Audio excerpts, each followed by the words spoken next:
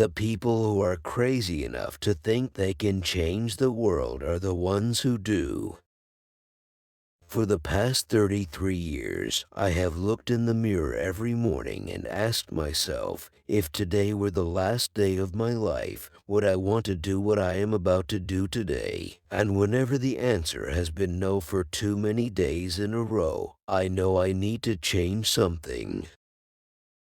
Your work is going to fill a large part of your life, and the only way to be truly satisfied is to do what you believe is great work. And the only way to do great work is to love what you do. If you haven't found it yet, keep looking. Don't settle. As with all matters of the heart, you'll know when you find it. I've always been attracted to the more revolutionary changes. I don't know why. Because they're harder. They're much more stressful emotionally. And you usually go through a period where everybody tells you that you've completely failed.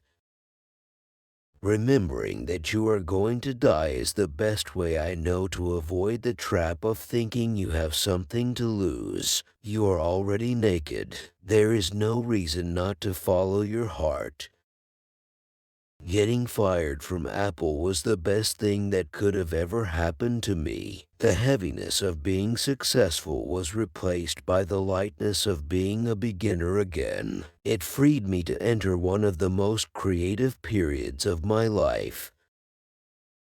It's really hard to design products by focus groups. A lot of times, people don't know what they want until you show it to them. I'm as proud of many of the things we haven't done as the things we have done. Innovation is saying no to 1,000 things. Your work is going to fill a large part of your life, and the only way to be truly satisfied is to do what you believe is great work. And the only way to do great work is to love what you do. If you haven't found it yet, keep looking. Don't settle. As with all matters of the heart, you'll know when you find it. Quality is more important than quantity. One home run is much better than two doubles.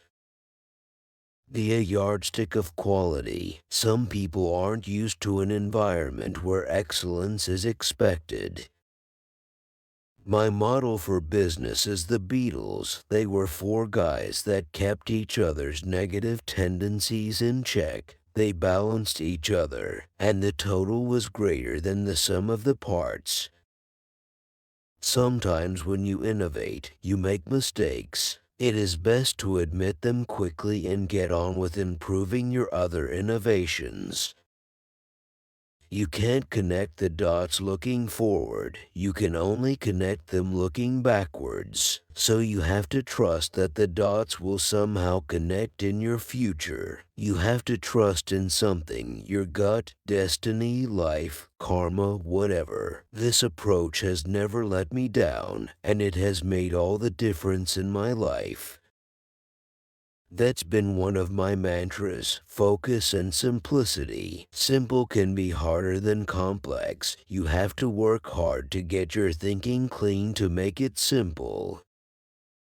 Being the richest man in the cemetery doesn't matter to me. Going to bed at night saying we've done something wonderful ... that's what matters to me. I'm convinced that about half of what separates successful entrepreneurs from the non-successful ones is pure perseverance. Technology is nothing. What's important is that you have a faith in people, that they're basically good and smart, and if you give them tools, they'll do wonderful things with them. Innovation distinguishes between a leader and a follower.